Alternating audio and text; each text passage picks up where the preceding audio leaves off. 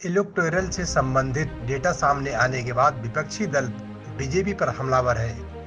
अब समाजवादी पार्टी के प्रमुख अखिलेश यादव ने बीजेपी पर हमला बोला है।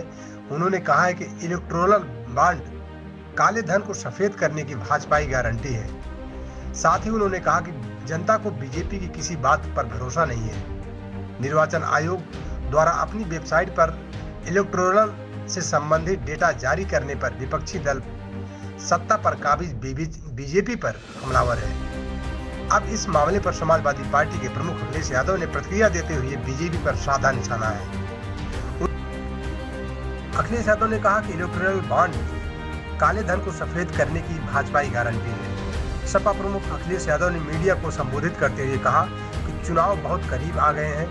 बीजेपी मुद्दों के अलावा बहुत अलग अलग तरीके से तैयारियां करती है। बीजेपी कोई भी ऐसी बात नहीं करती जिस पर जनता को भरोसा हो।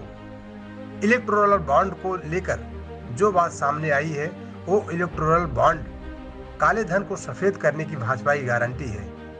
कभी कभी ये कहा जाता है कि इलेक्टोरल बॉन्ड चंदा है, लेकिन भाजपा की सरकार में ये चंदा नहीं वसूली है। जिन्होंने ईडी, सीबीआई और इनकम टैक्स का डर दिखाकर चंदा लिया गया है। ये बहुत सारी जानकारी अब आ रही है। देखिए, मैं क्या कहता था आपसे, याद है आपको हमारे बारे में क्या क्या कहा था भाजपाइयों ने जब वैक्सीन वाली बात आई थी?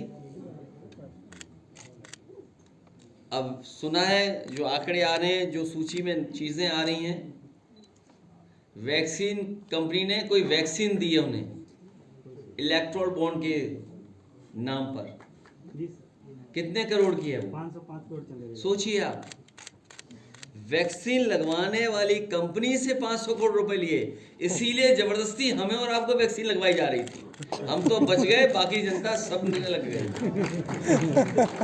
पाकिस्तान से भी अखिलेश जी, ये पाकिस्तान की बहुत कंपनी सारी से भी जो है इन्होंने जानकारियां लिया आ है रही बॉन्ड। हैं, क्योंकि जो बात सोशल मीडिया पे आ रही है, इसीलिए मैंने कहा कि हमारे मीडिया के साथी हैं, इन पे भी बड़ा बड़ा पैकेज पहुंचा है। इन्हें भी इलेक्टोरल बॉन्ड के बहाने बहुत बड़ा पैकेज मिला है। और इलेक्टोरल बॉन्ड्स के पीछे पड़ करके सच्चाई जनता तक पहुंचाएंगे।